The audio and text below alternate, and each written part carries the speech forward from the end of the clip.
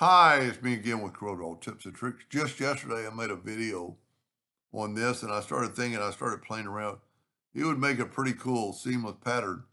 This one I rotated around. I'm going to try to do this one a little bit different. I'm going to take that, I'm going to Control D, and with the two-sided arrow, I'm going to make this shape right there. Now, that's a weird configuration, but I'm going to Control G to group it, and I'm going to rotate it 30 degrees, kind of get a not really a flat side, but, and if we look, this thing, we're going to make it with the ratio locked. I'm going to make it just 6 inches.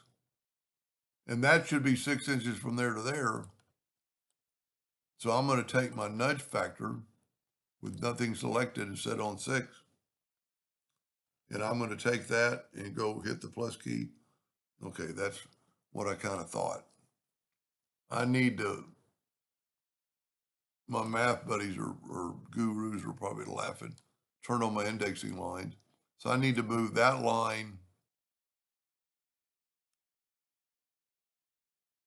Basically, I need to move that line that far. And then I'm going to take my parallel dimension tool, and best to hold down your control button so you're perpendicular. 397. So set your nudge factor on 3.97. And now when we Control D, look at that. And this will probably be the easiest way to do it. I'm going to save one of them back and make something else with it. And see, you could group that together and still hit the plus key and just hit 397 multiple times. Now, this will be the easy part, and we can change the size, and with the ratio lock, we'll make this 4 inches. And then we can change our nudge factor to 4. And there's a lot you could do with this. Trying to get that out of the way. Hit the plus key and do that. And you could do this, mirror it, and look at that. Then look at the difference in the pattern.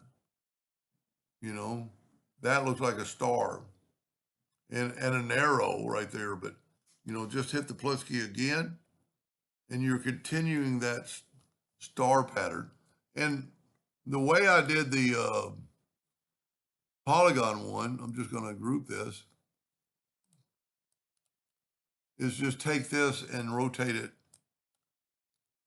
Control D and make a duplicate, move the center rotation there or any corner, and rotate it 0 degrees, Control D, Control D, Control D. The reason I said 0 degrees is this one was already at 60. And then you could take that and Control G and rotate it 30 degrees, and now make this thing 6 inches. With our ratio lock, you can change the side. We'll make that 6 inches. And I mean, look how easy this is. And then you could do what we always do, Control G, Control D, and just stack them. And, you have to zoom in there and get really close. I like this pattern right here. If you really look, it's got so much going on. And let's look at it with a black box effect.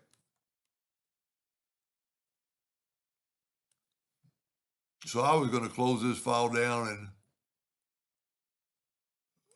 I actually thought, man, that'll look, and see, this black box makes it look totally different.